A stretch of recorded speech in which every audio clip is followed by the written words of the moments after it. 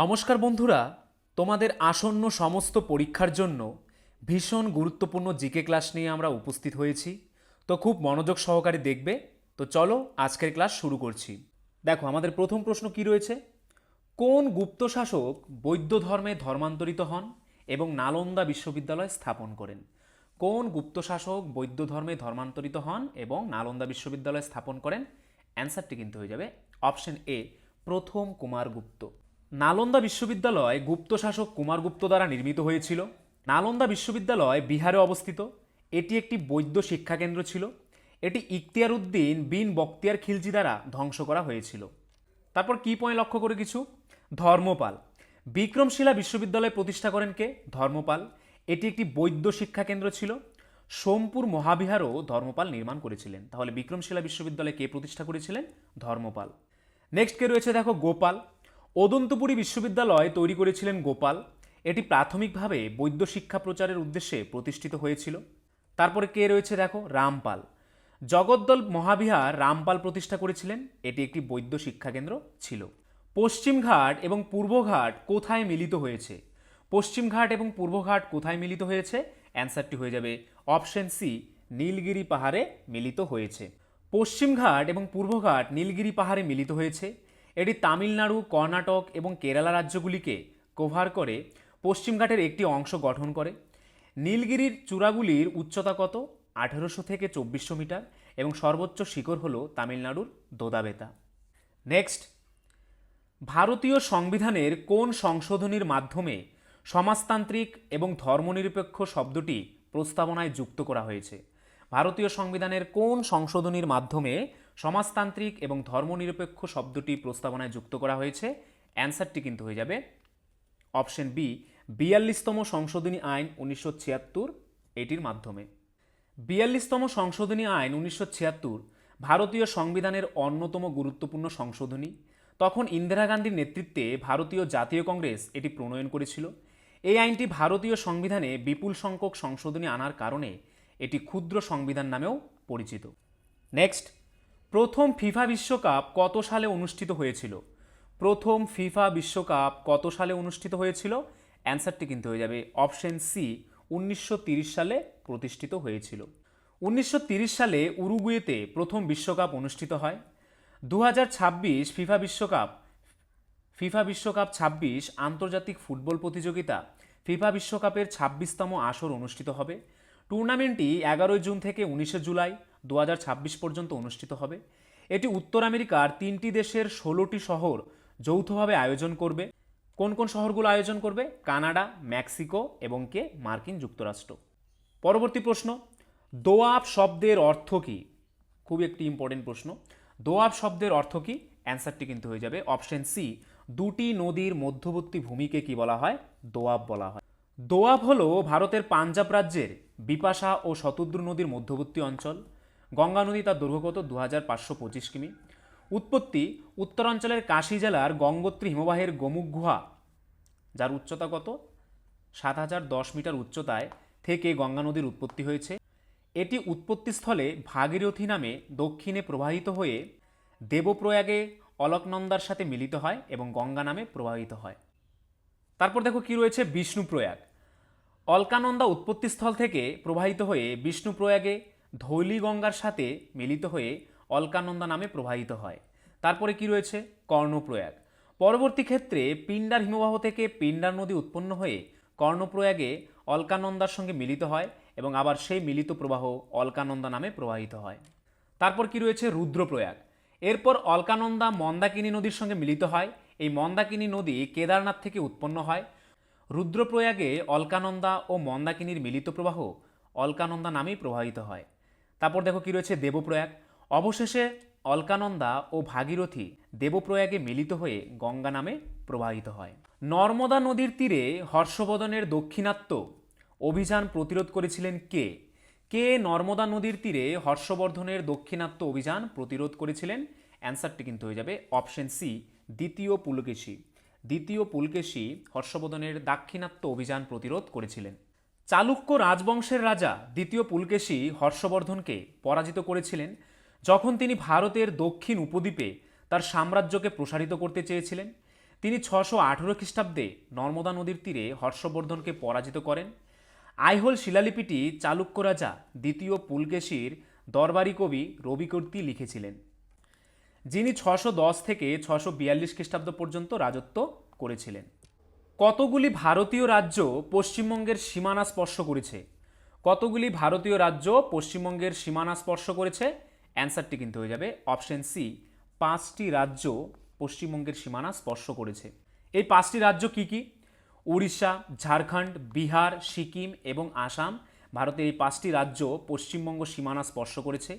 এটির পূর্বে বাংলাদেশের এবং উত্তরে নেপাল ও ভুটানের সীমানা রয়েছে।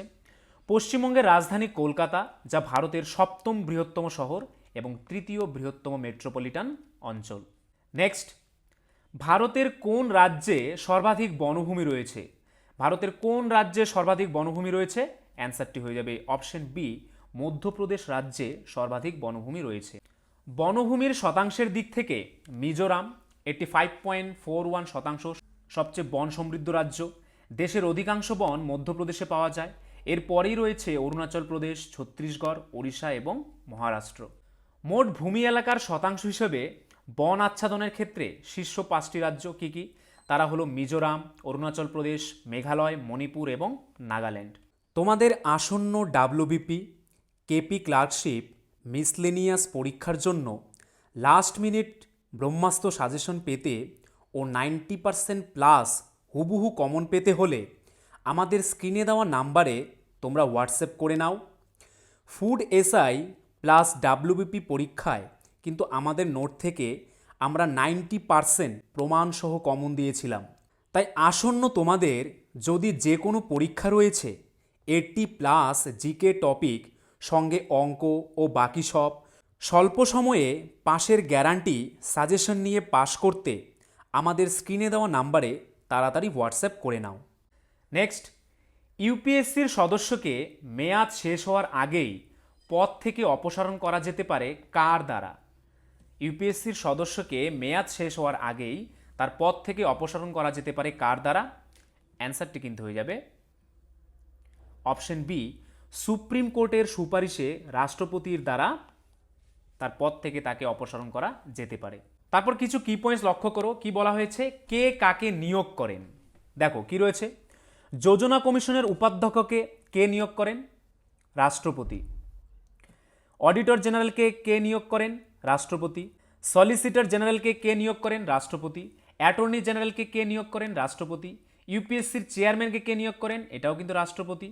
রাজ্যসভার ডেপুটি চেয়ারপারসনকে কে নিয়োগ করেন? রাষ্ট্রপতি। মানবাধিকার কমিশনের চেয়ারম্যানকে কে নিয়োগ করেন? এটিও কিন্তু রাষ্ট্রপতি। বিশ্বভারতী মহাবিদ্যালয় উপাচার্যকে কে নিয়োগ করেন? প্রধানমন্ত্রী। অন্যান্য বিশ্ববিদ্যালয়ের উপাচার্যকে কে নিয়োগ করেন? রাজ্যপাল। রাজ্যের প্রধান বিচারপতিকে কে নিয়োগ করেন? রাজ্যপাল। রাজ্য বিধানসভার স্পিকারকে কে নিয়োগ করেন? রাজ্যপাল। রাজ্যের অ্যাডভোকেট জেনারেলকে কে নিয়োগ করেন? রাজ্যপাল। রাজ্য পাবলিক সার্ভিস কমিশনের সভাপতিকে কে নিয়োগ করেন? রাজ্যপাল। রাজ্য নির্বাচন কমিশনারকে কে নিয়োগ করেন? রাজ্যপাল। মুখ্যমন্ত্রীকে কে নিয়োগ করেন? রাজ্যপাল। এখান থেকে কিন্তু তোমাদের প্রশ্ন হয়েই থাকবে। এই কি পয়েন্টসগুলো কিন্তু তোমরা ভালো করে লক্ষ্য করবে, এখান থেকে কিন্তু তোমাদের প্রশ্ন থাকবেই। নেক্সট, 1919 সালে দিল্লিতে অল ইন্ডিয়া খিলাফত সম্মেলনের বৈঠকে নিচের কে সভাপতি নির্বাচিত হন? 1919 সালের দিল্লিতে অল ইন্ডিয়া খিলাফত সম্মেলনের বৈঠকে নিচের কে সভাপতি নির্বাচিত হন? অ্যান্সারটি কিন্তু হয়ে যাবে অপশন বি, মহাত্মা গান্ধী সভাপতি হিসেবে নির্বাচিত হন। মহাত্মা গান্ধী ভারত খিলাফত সম্মেলনের সভাপতি নির্বাচিত হন 23 নভেম্বর 1919 সালে। 1919 সালের 20 মার্চ বোম্বেতে খিলাফত কমিটি গঠিত হয়। 23 নভেম্বর 1919 তারিখে দিল্লিতে একটি সর্বভারতীয় খিলাফত সম্মেলন অনুষ্ঠিত হয়। মহাত্মা গান্ধী এটিকে জাতীয়তাবাদী আন্দোলনের জন্য হিন্দু ও মুসলমানদের একত্রিত করা একটি সুযোগ হিসেবে দেখিয়েছিলেন। নেক্সট, লোকসভায় পাশ করা অর্থ বিল কত দিনের মধ্যে রাজ্যসভায় পেশ করতে হয়? লোকসভায় পাশ করা অর্থ বিল কত দিনের মধ্যে রাজ্যসভায় পেশ করতে হয়? অ্যান্সারটি কিন্তু হয়ে যাবে অপশন এ, 14 দিনের মধ্যে পেশ করতে হয়। তারপর দেখো, মৌলিক কর্তব্য সম্পর্কে বলা হয়েছে কত ধারায়? 51 ধারায়। ভারতের মূল সংবিধানে নাগরিকের মৌলিক কর্তব্যের কোনো উল্লেখ ছিল না। ধারণাটি এসেছে রাশিয়ার সংবিধান থেকে। এনেছিলেন কে? শ্রীমতী ইন্দিরা গান্ধী। তারপর কি রয়েছে দেখো, শরণ সিং কমিটির সুপারিশে ভারতীয় সংবিধানের মৌলিক কর্তব্য যুক্ত করা হয়। মৌলিক কর্তব্য 1976 সালের 42তম সংশোধনের পার্ট 4 এর এতে এবং 51 এ ধারায় যুক্ত করা হয়, তখন মৌলিক কর্তব্য কয়টি ছিল? 10টি ছিল। 86তম সংশোধনী 2002 11তম মৌলিক কর্তব্য যুক্ত হয়। এটি হলো 6 থেকে 14 বছরের শিশুদের প্রাথমিক শিক্ষার সুযোগ দেওয়া মাতা পিতার মৌলিক কর্তব্য। ভারতীয় সংবিধানের বর্তমানে 11টি মৌলিক কর্তব্য রয়েছে। উদ্দেশ্য কি? ভারতের জনগণকে রাজনৈতিক ও সামাজিকভাবে সচেতন করে তোলা। নেক্সট, কোন উৎসেচক প্রোটিনকে রূপান্তরিত করে? কোন উৎসেচক প্রোটিনকে রূপান্তরিত করে? অ্যান্সারটি কিন্তু হয়ে যাবে অপশন সি, ট্রিপসিন উৎসেচক প্রোটিনকে রূপান্তরিত করে। ট্রিপসিন নামক উৎসেচক অগ্নাশয়ের রসে উপস্থিত থেকে প্রোটিনকে অ্যামিনো অ্যাসিড বা অ্যামাইনো অ্যাসিডে রূপান্তরিত করে। এটি প্রোটিন পরিপাকে সহায়তা করে। তারপর কি রয়েছে দেখো, হিমোগ্লোবিন। মেরুদণ্ডী প্রাণীদের আরবিসি বা লোহিত রক্তকণিকা এবং অমেরুদণ্ডী প্রাণীদের প্লাজমা বা রক্তরসে অবস্থানকারী লৌহগঠিত রক্তরঞ্জককে কি বলা হয়? হিমোগ্লোবিন। হিমোসায়ানিন কি? মোলাস্কা বা কম্বোজ অন্তর্ভুক্ত প্রাণীদের প্লাজমা বা রক্তরসে অবস্থানকারী তাম্রঘটিত শ্বাসরঞ্জক হচ্ছে হিমোসায়ানিন। হিমোএরিথ্রিন কি? পলিকিটা এবং কয়েক প্রকার কৃমির রক্তকণিকায় অবস্থানকারী লৌহগঠিত শ্বাসরঞ্জক হচ্ছে হিমোএরিথ্রিন। ক্লোরোকুওনিন কি? লৌহগঠিত শ্বাসরঞ্জক পলিকিটায় প্রাণীর রক্তরসে অবস্থানকারী একটি কি শ্বাসরঞ্জক। এ হচ্ছে বিভিন্ন ধরনের শ্বাসরঞ্জক: হিমোগ্লোবিন, হিমোসায়ানিন, হিমোএরিথ্রিন এবং ক্লোরোকুওনিন। আন্তর্জাতিক বিচার আদালতের মোট বিচারকদের সংখ্যা কত? অ্যান্সারটি কিন্তু হয়ে যাবে অপশন সি, 15 জন বিচারপতি থাকেন আন্তর্জাতিক বিচারালয়ে। আন্তর্জাতিক বিচার আদালত, যা বিশ্ব আদালত নামে পরিচিত, সম্মিলিত রাষ্ট্রপুঞ্জের প্রধান বিচারিক অঙ্গ। এটি সম্মিলিত রাষ্ট্রপুঞ্জের সনদ দ্বারা 1945 সালের জুন মাসে প্রতিষ্ঠিত হয় এবং এপ্রিল 1946 সালে কাজ শুরু করে।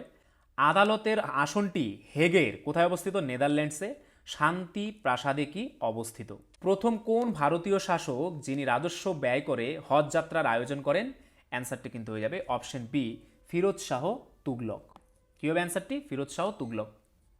রাজ্যের খরচে হজ যাত্রার আয়োজনকারী প্রথম ভারতীয় শাসক ছিলেন ফিরোজ শাহ তুগলক, যিনি 1351 থেকে 1388 সাল পর্যন্ত দিল্লি সালতানাতে শাসন করেছিলেন। নেক্সট, কোল্ড ড্রিঙ্কের বোতলে যে গ্যাস থাকে তা হলো, কোল্ড ড্রিঙ্কের বোতলে কোন গ্যাস থাকে? অ্যান্সারটি হয়ে যাবে অপশন এ, কার্বন ডাই অক্সাইড গ্যাস থাকে। কোন গ্যাস? কার্বন ডাই অক্সাইড। উচ্চ চাপের মধ্যে ঠান্ডা পানীয়তে কার্বন ডাই অক্সাইড দ্রবীভূত হয়। এই প্রক্রিয়াটি কার্বনেশন নামে পরিচিত। এটি পানীয়তে আম্লিক স্বাদ প্রদান করে, এটিকে ফিজ দেয় এবং এটি সংরক্ষণকর হিসেবেও কাজ করে। নেক্সট, ইনসুলিনে কোন ধাতু বিদ্যমান? অর্থাৎ ইনসুলিনে কোন ধাতু উপস্থিত থাকে? অ্যান্সারটি কিন্তু হয়ে যাবে অপশন সি, দস্তা বা জিঙ্ক উপস্থিত থাকে। ইনসুলিন হলো একটি পেপটাইড হরমোন যা অগ্নাশয় দ্বীপগুলির বিটা কোষ থেকে নিঃসৃত হয়। এটি শরীরের প্রাথমিক উপচিতি হরমোন হিসেবে বিবেচিত হয়। এটি রক্ত থেকে যকৃৎ, ফ্যাট এবং কঙ্কালপেশী কোষে গ্লুকোজ শোষণকে ত্বরান্বিত করে কার্বোহাইড্রেট, ফ্যাট এবং প্রোটিনের বিপাক নিয়ন্ত্রণ করে। ইনসুলিন সংবহন বিভিন্ন কলায় প্রোটিন সংশ্লেষণের ওপর গভীর কী করে? প্রভাব ফেলে। নেক্সট, বৈদ্যুতিক হিটার কয়েল তৈরিতে কোন উপাদান ব্যবহার করা হয়? বৈদ্যুতিক হিটার কয়েল তৈরিতে কোন উপাদান ব্যবহার করা হয়? অ্যান্সারটি হয়ে যাবে নাইক্রোম তার ব্যবহার করা হয়। এটির তুলনামূলকভাবে উচ্চ রোধ আছে। যখন এটি প্রথমবার উত্তপ্ত হয়, এটি ক্রোমিয়াম অক্সাইডের একটি অনুগত স্তর গঠন করে, যার কারণে এই স্তরের নিচের উপাদানটি জারিত হয় না, যা তারকে ভাঙতে বা জ্বলতে বাধা দেয়। নেক্সট, যোজনা কমিশনের চেয়ারম্যানকে? খুবই ইম্পর্টেন্ট একটি প্রশ্ন। যোজনা কমিশনের চেয়ারম্যানকে? অ্যান্সারটি কিন্তু হয়ে যাবে অপশন বি, ভারতের প্রধানমন্ত্রী হচ্ছে যোজনা কমিশনের চেয়ারম্যান। প্রধানমন্ত্রী জওহরলাল নেহরুর সভাপতিত্বে 1950 সালের 15 মার্চ যোজনা কমিশন প্রতিষ্ঠিত হয়েছিল। যোজনা কমিশন ছিল ভারত সরকারের একটি প্রতিষ্ঠান যা অন্যান্য কাজের মধ্যে ভারতের পঞ্চবার্ষিক পরিকল্পনা কী করে? প্রণয়ন করে। নেক্সট, আলেকজান্ডার ভারতে কত মাস অতিবাহিত করেছিলেন? আলেকজান্ডার ভারতে কত মাস অতিবাহিত করেছিলেন বা কত মাস থেকেছিলেন? অ্যান্সারটি কিন্তু হয়ে যাবে অপশন বি, 19 মাস অতিবাহিত করেছিলেন। তিনি অবিচ্ছিন্ন লড়াই করেছিলেন এবং তার বিজয় সংঘটিত করতে খুব কম সময় পেতেন। আলেকজান্ডার হিদাসপাসের যুদ্ধে পুরুকে পরাজিত করেছিলেন, হিদাসপাস বা হিদাসপিসের যুদ্ধে। ঝিলাম নদীর তীরে হিদাসপিসের যুদ্ধ হয়েছিল। আলেকজান্ডার খ্রিস্টপূর্ব 356 সালে গ্রিসে জন্মগ্রহণ করেছিলেন। তিনি খ্রিস্টপূর্ব 323 সালে ব্যাবিলনে মারা যান। পরবর্তী প্রশ্ন, সমস্ত অ্যাসিডের মধ্যে থাকা সাধারণ মৌল হলো, সমস্ত অ্যাসিডের মধ্যে থাকা সাধারণ মৌল কোনটি? অ্যান্সারটি কিন্তু হয়ে যাবে অপশন এ, হাইড্রোজেন। হাইড্রোজেন কিন্তু সমস্ত ধরনের অ্যাসিডের মধ্যেই পাওয়া যায়। নেক্সট, ভারত কোন দেশ থেকে পঞ্চবার্ষিকী পরিকল্পনা গ্রহণ করে? ভারত কোন দেশ থেকে পঞ্চবার্ষিকী পরিকল্পনা গ্রহণ করে? অ্যান্সারটি কিন্তু হয়ে যাবে অপশন বি, রাশিয়া থেকে পঞ্চবার্ষিকী পরিকল্পনা গ্রহণ করে। নেক্সট, মানুষের ত্বকে কোন প্রোটিন থাকে? মানুষের ত্বকে অর্থাৎ চামড়ায় কোন প্রোটিন থাকে? অ্যান্সারটি হয়ে যাবে অপশন সি, কেরাটিন নামক প্রোটিন থাকে। মানুষের নখ ও চুল কেরাটিন দিয়ে গঠিত। কেরাটিনোসাইটগুলি কেরাটিন তৈরি করে, এক ধরনের প্রোটিন যা চুল, ত্বক এবং নখের মৌলিক উপাদান গঠন করে। ত্বকের বাইরের স্তরে থাকা কেরাটিন একটি প্রতিরক্ষামূলক বাধা তৈরি করতে সাহায্য করে। কেরাটিন হলো এক ধরনের প্রোটিন যা নখ, চুল এবং শরীরের অন্যান্য অংশে কলা তৈরি করে এমন কোষ গঠন করে এটি চুলকে শক্তিশালী এবং স্থিতিস্থাপক করে তোলে। নেক্সট, বল এবং স্মরণের গুণফলকে কি বলা হয়? বল এবং স্মরণের গুণফলকে কি বলা হয়? কার্য বলা হয়। বল ইন্টু স্মরণ সমান সমান কি? কার্য। স্মরণ ঘটানোর জন্য কোনো বস্তুর উপর ক্রিয়াশীল বলকে কার্য বলে। কার্য হলো একটি স্কেলার রাশি, কারণ কার্য হলো দুটি ভেক্টর রাশির ক্রস গুণন। কার্যের এসআই একক কি? জুল। এবং সিজিএস একক কি? আর্ক। 1 জুল সমান সমান কত আর্ক? 10⁻7 আর্ক। এটা কিন্তু 10⁻7, এই 7টা কিন্তু এখানে হবে। কোন বিখ্যাত জৈন পণ্ডিত সম্রাট আকবর দ্বারা সম্মানিত হন? কোন বিখ্যাত জৈন পণ্ডিত সম্রাট আকবর দ্বারা সম্মানিত হন? অ্যান্সারটি হয়ে যাবে অপশন বি, হরিবিজয়, একজন বিখ্যাত জৈন পণ্ডিত যিনি সম্রাট আকবর দ্বারা সম্মানিত হন। জৈন ধর্মগ্রন্থগুলি বেশিরভাগই প্রাকৃত ভাষায় লেখা হয়েছে, হয় অর্ধমাগধী প্রাকৃত, উপভাষায় বা জৈন সৌরশ্রেণীতে। তারপর দেখো মহাবীর রিলেটেড কিছু তথ্য। মহাবীরের পিতামাতা কে ছিল? দেখো, সিদ্ধার্থ ছিল মহাদেবের পিতা, মাতার নাম কি ছিল? ত্রিশলা, আর তার ভাইয়ের নাম কি ছিল? সহোদর।